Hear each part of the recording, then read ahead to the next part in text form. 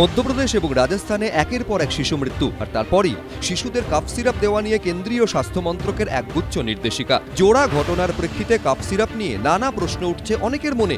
বিশেষ করে যারা সন্তানকে কাফ সিরাপ দেন সেই অভিভাবকরা অত্যন্ত উদ্বিগ্ন। তাদের প্রশ্ন, কাফ সিরাপেই কি লুকিয়ে বিপদ? এই প্রেক্ষাপটে কেন্দ্রীয় সরকারের নির্দেশিকা পেয়ে সতর্ক রাজ্যের স্বাস্থ্য দপ্তর। 2 বছরের কম বয়সী শিশুদের কাফ সিরাপ দেওয়ার প্রয়োজন নেই বলে যে অ্যাডভাইজারি কেন্দ্রীয় স্বাস্থ্য মন্ত্রক জারি করেছে তা রাজ্যের সর্বত্র পাঠিয়ে দেওয়া হয়েছে। এতগুলো বাচ্চা যখন মারা গেছে, ডেফিনেটলি ওর ভিতরে কিছু পয়জনাস ম্যাটেরিয়াল ছিল। আমার মনে হয় না যে কাফ মেডিসিনসগুলো এইটা করেছে, যদিও দেয়ার আর সাম কাফ মিক্সচার কম্পোনেন্টস যেগুলো is not recommended below 2 years or below 5 years or below 4 years, এগুলো অ্যালাউড নয়।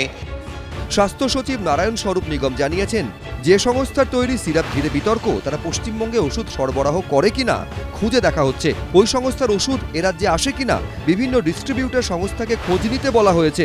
এখনো পশ্চিমবঙ্গে শ্রেষণ ফার্মাসিউটিক্যালস নামে সংস্থার সরবরাহ করা ওষুধ পাওয়া যায়নি। রাজ্য স্বাস্থ্য দপ্তর সতর্ক আছে। ইতিমধ্যেই কোল্ড ড্রিফ কাপ সিরাপ বিক্রির ওপর নিষেধাজ্ঞা জারি করেছে Bengal chemists and druggists association. আমার কোনো সভ্য পাইকারি বা খুচরো ব্যবসাদার এই কোম্পানির এই কাপ সিরাপ নিয়ে ব্যবসায়িক ডিল করেন না। তবে এই খবরের জন্য যদি কেউ কোথাও করে থাকেন, তার জন্য আমরা একটা সার্কুলার করেছি 40,000 মেম্বারকে, যেন এই particular cough syrup cold drift সেই কাপ সিরাপ নিয়ে যেন কোনো রকম তারা বিক্রি বাট্টা না করেন।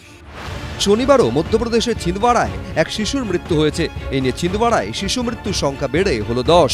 এখানে কাফ সিরাপগুলি সরবরাহ করেছিল কাটারিয়া ফার্মাসিউটিক্যালস, আর জেনেরিক নামে রাজস্থানে এই ওষুধের ডিস্ট্রিবিউটর কেইসন ফার্মা।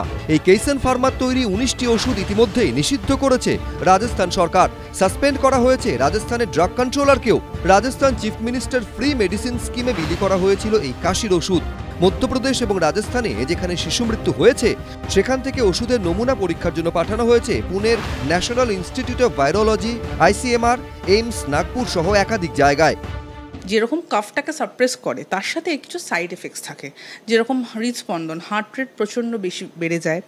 বাচ্চাদের অনেক সময় প্রচণ্ড অ্যাজিটেটেড হয়ে যায়, অনেক সময় বাচ্চার ড্রাউজিনেসও হয়, ঘুমিয়ে যায় বাচ্চার কনভালশনও হতে পারে। আমরা সেরকম বাচ্চা অনেক সময় পাই যে হয়তো ওভারডোজ হয়ে গেল। এবং যে কোনো সিস্টেম ইনভলভমেন্ট হতে পারে, লিভারে হতে পারে, হার্ট হতে পারে, ব্রেন হতে পারে, কিডনি। তো এই কম্বিনেশনগুলো যার জন্য DGHS বলেছেন যেটাকে অ্যাভয়েড করতে। ছাড়াও বিভিন্ন রাজ্যের তরফে তাদের নিজস্ব ল্যাবে নমুনা পরীক্ষা করা হচ্ছে। তামিলনাড়ুর স্টেট ল্যাবে যে নমুনা পাঠানো হয়েছিল ইতিমধ্যেই তার রিপোর্টও এসে গেছে। তাতে বলা হয়েছে কোল্ড ড্রিফ কাফ সিরাপে একটি নির্দিষ্ট উপাদান অনেক বেশি মাত্রায় আছে। ওষুধে মিলেছে বিষাক্ত উপাদানও।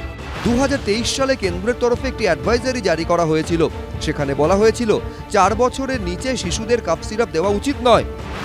যে কোনো কাফ সিরাপের বলতে যেগুলো যে ক্লোরফেনামিন ম্যালিয়েট উইথ যে ফিনাইলেফ্রিন, এই কম্বিনেশনটা কিন্তু এমনিতেই বাচ্চাদের ক্ষেত্রে ফিক্সড ড্রাগ কম্বিনেশন একটা স্পেসিফিক বয়স পর্যন্ত কিন্তু খুব একটা দেওয়ার কথা নয়। তাই সেই জিনিসগুলো সরকারের নজর এরিয়ায় যে মার্কেটে চলে সেটা বড় গোলমেলে ব্যাপার। কাফ সাপ্রেসেন্ট সেটা 2 বছরের নিচে দেওয়াই কথা নয়, কোনো টেক্সট বুক রেকমেন্ড করে না।